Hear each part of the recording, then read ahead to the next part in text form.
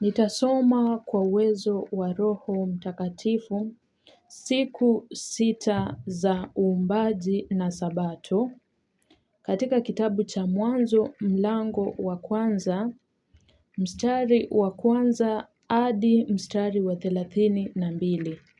Pumzi ya Mungu inasema katika mstari wa kwanza, hapo mwanzo Mungu aliziumba mbingu na nchi. Mstari wa pili, nayo nchi ilikuwa ukiwa tena utupu na giza lilikuwa juu ya uso wa vilindi vya maji. Roho ya Mungu ikatulia juu ya uso wa maji. Mstari wa tatu, Mungu akasema, iwe nuru, ikawa nuru. Mstari wa nne, Mungu akaiona nuru ya kuwa ni njema, Mungu akatenga nuru na giza. Mstari wa tano, Mungu akaiita nuru mchana na giza akaliita usiku. Ikawa jioni, ikawa asubuhi siku moja. Mstari wa sita, Mungu akasema na liwe anga kati ya maji, likayatenge maji na maji. Mstari wa saba, Mungu akalifanya anga akayatenga yale maji yaliyo juu ya anga na yale maji yaliyo chini ya anga, ikawa hivyo. Mstari wa nane, Mungu akaliita lile anga mbingu, ikawa jioni, ikawa asubuhi siku ya pili. Mstari wa tisa, Mungu akasema maji yaliyo chini ya mbingu na yakusanyike mahali pamoja ili pakavu paonekane, ikawa hivyo. Mstari wa kumi, Mungu akapaita pale pakavu nchi na makusanyiko ya maji akayaita bahari. Mungu akaona ya kuwa ni vyema. Mstari wa 11, Mungu akasema nchi na itoe majani, mche utoao mbegu, na mti wa matunda uzaao matunda kwa jinsi yake, ambayo mbegu zake zimo ndani yake juu ya nchi, ikawa hivyo. Mstari wa 12, nchi ikatoa majani, mche utoao mbegu kwa jinsi yake, na mti uzaao matunda ambao mbegu zake zimo ndani yake kwa jinsi yake. Mungu akaona ya kuwa ni vyema. Mstari wa 13, ikawa jioni, ikawa asubuhi siku ya tatu. Mstari wa 14, Mungu akasema na iwe mianga katika anga la mbingu ili itenge kati ya mchana na usiku, nayo iwe ndiyo dalili na majira na siku na miaka.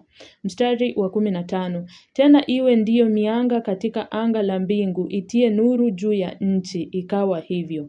Mstari wa 16, Mungu akafanya mianga miwili mikubwa, ule mikubwa utawale mchana na ule mdogo utawale usiku. Akafanya na nyota pia. Mstari wa 17, Mungu akaiweka katika anga la mbingu itie nuru juu ya nchi.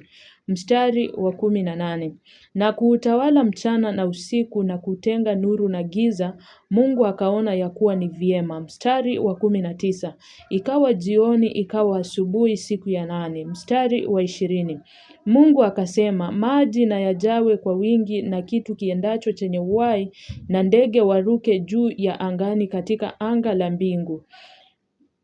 Mstari wa 21, Mungu akaumba nyangumi wakubwa na kila kiumbe chenye uhai kiendacho ambavyo maji yalijawa navyo kwa wingi kwa jinsi zao, na kila ndege arukaye kwa jinsi yake. Mungu akaona ya kuwa ni vyema. Mstari wa 22, Mungu akavibarikia akisema, zaeni mkaongezeke mkayajaze maji ya baharini, ndege na wazidi katika nchi. Mstari wa 23, ikawa jioni, ikawa asubuhi siku ya 5. Mstari wa 24, Mungu akasema nchi na izae kiumbe hai kwa jinsi zake, mnyama wa kufuga nacho kitambaacho na wanyama wa mwitu kwa jinsi zake, ikawa hivyo. Mstari wa 25, Mungu akafanya mnyama wa mwitu kwa jinsi zake na mnyama wa kufugwa kwa jinsi zake na kila kitu kitambaacho juu ya nchi kwa jinsi yake. Mungu akaona ya kuwa ni vyema.